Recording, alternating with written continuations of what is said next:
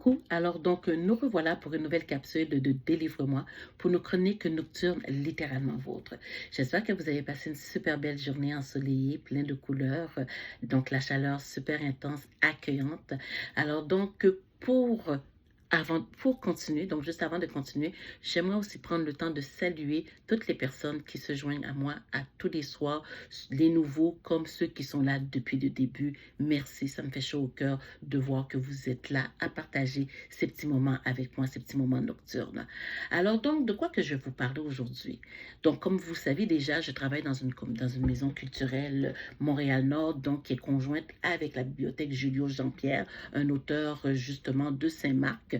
Donc, pourquoi que je vous parle de ça aujourd'hui? Parce que je suis entourée de jeunesse afro-descendants et même des immigrants aussi, donc, qui sont justement affamés de connaissances au niveau de leur histoire. Il y en a qui se prennent quand même plus de bonheur, il y en a comme moi qui se sont pris un petit peu plus vieux, donc, mais qui sont quand même assoiffés de savoir quelles sont leurs cultures, d'où ça vient, leur richesse.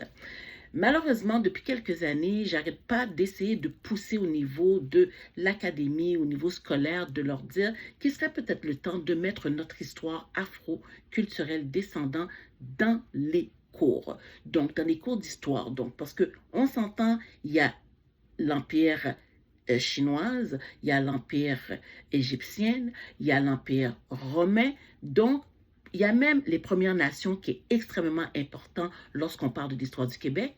Mais, petite parenthèse au niveau de tout ce qui est culture afrodescendante. À part pour le mois de février où est-ce qu'on explose, mais autrement, au niveau de tout le restant de l'année scolaire, c'est des petits bruits de cricket. Et pourtant, nous avons une importance parce que notre histoire est vaste et notre histoire, il est temps de la raconter correctement. Et ce n'est pas nous arrivons au cégep qu'on prend un cours justement sur l'histoire des États-Unis que là, tout d'un coup, qu'on sait c'est qui Nat Turner, qu'on sait c'est qui Harriet Tubman, qu'on sait c'est qui Martin Luther King, etc. Donc, pour moi, encore une fois, là maintenant, je m'impose, je fais une demande ouverte qui serait le temps que dans les écoles, que notre histoire circule. Donc, il est temps de faire la connaissance d'Aimé Césaire. Donc, Aimé Césaire, nègre je suis, nègre je resterai. Je sais que le nom N ne devrait pas être dit, mais il y a certaines personnes, certains auteurs qui se doivent justement de nous montrer la réalité, notre réalité d'hier à aujourd'hui. Je parlais tout à l'heure de Harriet Tubman. Pour les personnes qui ne connaissent pas Harriet Tubman, cette femme appelée Moïse, qui a fait traverser les esclaves justement au Canada. Donc, encore une fois, ça ne devrait pas être un survol. Ça devrait être quelque chose qui devrait être décortiqué pour comprendre notre raison d'être ici à faire rouler l'économie. Je suis haïtienne, je suis de parents haïtiens, donc je suis née ici, mais mes parents sont haïtiens de Jacmel.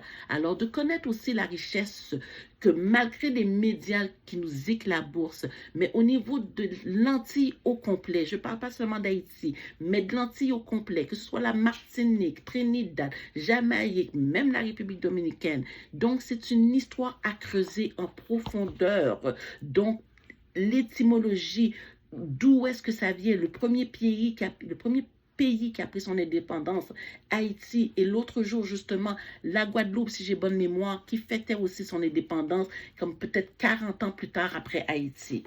Et il ne faut pas oublier les Black Panthers, qui ont révolutionné aux États-Unis, qui ont ouvert la porte, qui ont défoncé, je pourrais même dire, les grandes portes pour nous donner une raison d'être.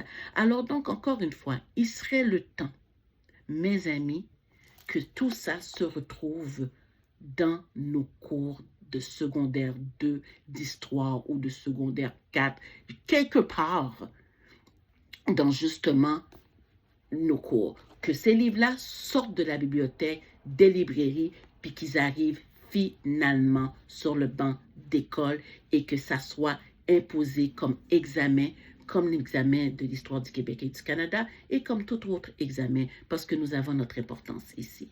Alors donc sur ce, je retourne à ma lecture. Je vous laisse là-dessus. Alors donc, je vous fais la bise.